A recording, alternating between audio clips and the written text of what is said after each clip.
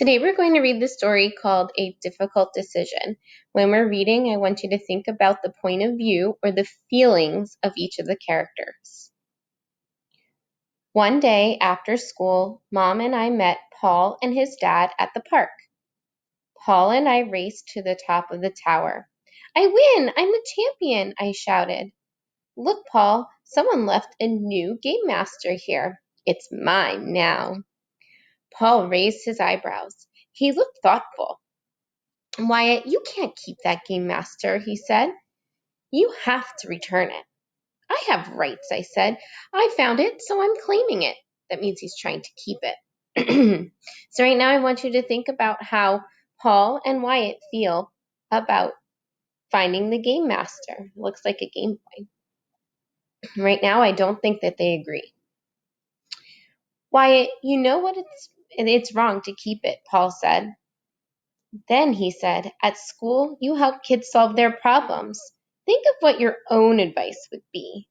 You would say it is wrong to keep the game."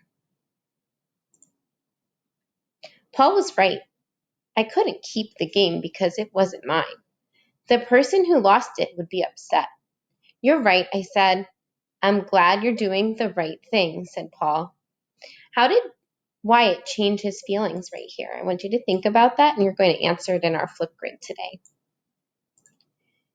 We told my mother about the game. We walked around the park to find the owner. We saw a boy and his mom look for something. The boy was really sad and he burst into tears. When we asked if the game was his, "Yes," he said.